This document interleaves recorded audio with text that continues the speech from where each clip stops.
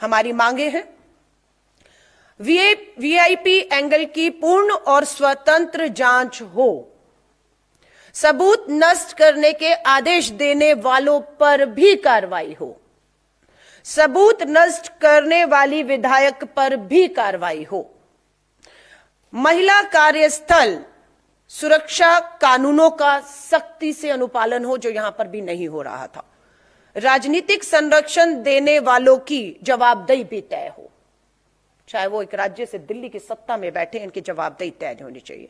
भविष्य में ऐसे मामलों के लिए स्वतंत्र जांच तंत्र अनिवार्य कर दीजिए, जो हमने भी मांग की कि एक सिटिंग जज के अधीन सीबीआई की ये जांच की जाए। पर 3 साल लगे, आंदोलन करना पड़ा, बहुत लोगों को अपनी जो है अपना त्याग देना पड़ा हर चीज का, तब जाकर ये जांच होती है। लेकिन 3 साल मुझे लगता है अपराधियों को बचाने के में डर है कि ये सत्ता, ये सरकार कामयाब हो गई, क्योंकि 3 साल सब नष्ट कर दिया है, सब कुछ खत्म कर दिया है।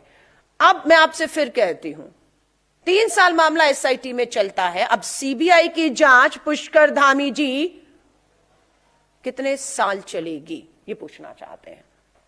सीबीआई की जांच क्या फास्ट ट्रैक में करके 6 महीने के भीतर 2026 में ही वो वीआईपी कौन था, बुलडोजर चलवाने वाले, चलाने वाले कौन थे, सबूत नष्ट करने वाले कौन थे, क्या सीबीआई निष्पक्षता के साथ बिना दबाव के 6 महीने के भीतर इसे अंजाम तक पहुंचा सकती है? अगर पहुंचा सकती है तब हम कहेंगे ये न्याय हुआ है।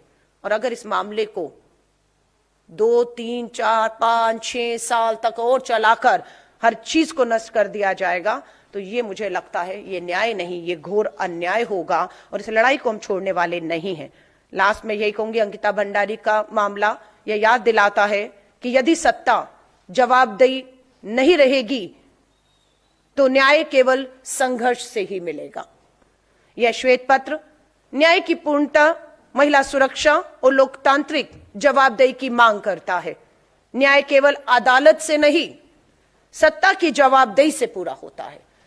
यह आज हम जारी करते हैं और मैं बिल्कुल इस पूरे मामले पर सीबीआई की जांच कब, कहां, कितनी आगे बढ़ती है, हमारी पल पल नजर इस पे रहेगी। और लगेगा कि अभी भी सीबीआई की जांच शुरू हुए समय हो गया है, लेकिन उस वीआईपी को बुलाया नहीं, पूछताछ नहीं, और 6 महीने तक भी हमें लगेगा, 8 महीने तक, तो फिर आप कुछ उम्मीद मत करिएगा।